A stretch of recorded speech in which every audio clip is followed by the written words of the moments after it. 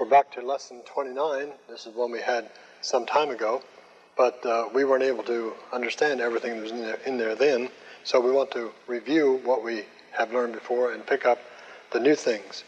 First of all, the vocabulary. Akikua, I hear, that's the perfect of I hear, and I have heard would be the translation. Bevaptisme, from baptizo, I baptize. Yegona, the perfect of yiname. Yegrapte, yegrafa and yegrame, from grapho. Yenao, I beget. Engidzo, I come near. Eyiyerte, from eyiro, I raise up. Egnoka, I have known, from Unesco, I know. Alilitha, from Erkame. And Erethin, we didn't have that one before. Erethin, I say, the aorist passive indicative of Lego. Oraka, we've had this often in 1 John, from orao. Thnisko, I die. Used also Tethnika, I am dead. Martyreo, I bear witness. Petros, Peter.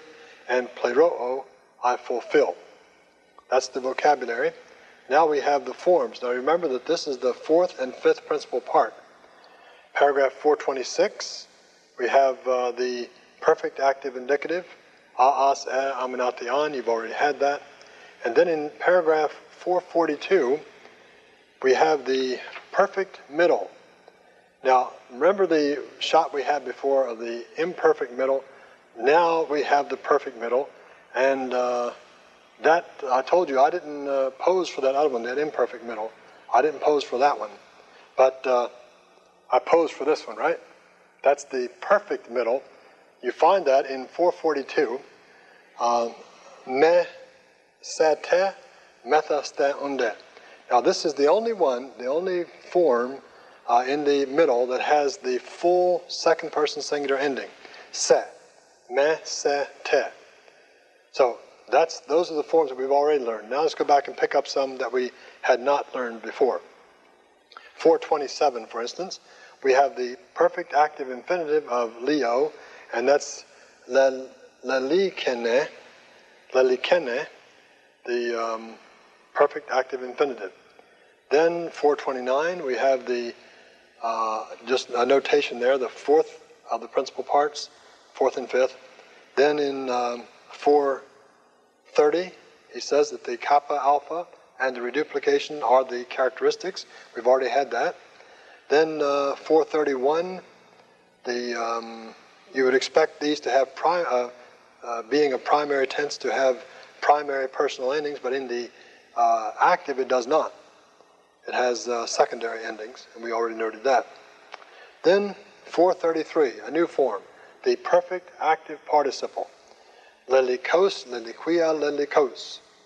And that's having loosed. We don't have a different translation for the participle, for the perfect participle, from the aorist participle. Having loosed is about the best we can do. So we'll use it that way. You won't get that many, but when we do, it's having loosed. Notice that it's the third declension, masculine and neuter, and first declension in the feminine. And you'll find those forms in the workbook on page 37 and 38. We'll let you find them. In paragraph 447, I went through all this other, remember the how you reduplicate and all of that. You have that in your workbook. I think it's about 27A. Then paragraph 447, make this notation that the middle endings, all the middle endings, whether it's middle indicative or infinitive or participle, whatever, all middle endings will go on the stem without intervening variable vowel. Paragraph 447. That's always a good way to tell. If you get a strange form, you're not sure whether it's aorist or perfect, if there's no variable vowel, then right away you know it's perfect. Then the paragraph 451, just to review the in translation, I have loosed is about the best we can do, or I have been loosed for the passive. But remember that it's an act that has been performed in the past, and the results of it continue. Remember 1 John chapter 1, verse 4, that your joy may be having been filled and still remaining full. That's the perfect tense. It's the kind of thing you can't really put into a translation and have a smooth translation. Now, 1 John chapter 2, verses 3 and 4. I want to get the diagram for these and talk about how we translate. In verse 3, we have, in this, we know that we have known him. Now, of course, then the OT clause is used as a noun, translated that, and object of gnoskomen. The on clause, this may be something new for you. In this, in what? In what do we know that we have known him? If we keep his commandments. So I've made that in a positive. It's a little strange deal, being a conditional clause. It's really using a conditional clause in the sense of a noun as in a positive. But I think that's what he's saying. In this, if we keep his commandments, we know that we have known him. So you have here a present indicative, present active indicative, a perfect active indicative, and a present active subjunctive following on. Whenever you say on or ina, you know you have a subjunctive following. That's verse 3. In verse 4, he is saying, someone is a liar, and the truth is not in this one. Well, who is that one? Well, it's the whole clause here. In fact, there's two participles. Now, if you made this into a adverbial participle, that is, seeing it as a predicate position, I can understand it. But if you look at the text, you'll see that there is a article before legon, and then with that cat in there, you can see the article going with both. I think that's what he's saying. I wouldn't mark it wrong if you put it the other way, but I think you'd have it wrong.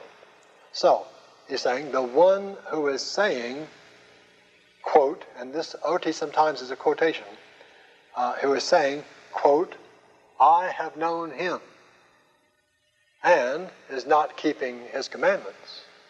That one who's doing that, saying and not doing, is a liar, and the truth is not in him.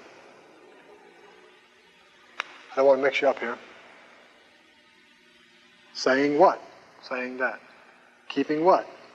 Keeping commandments. So, I would correct that if I were you. I can see why you would do it the other way, put that down here. But I would say, let's... no, the way you would put it, probably if you made it adverbial, you'd put it under legon, the one who was saying while keeping. But I think it's saying what he was saying and keeping. Okay? So that brings us up through verse 4. We'll come back next time with verse 30 and with the next two verses in 1 John.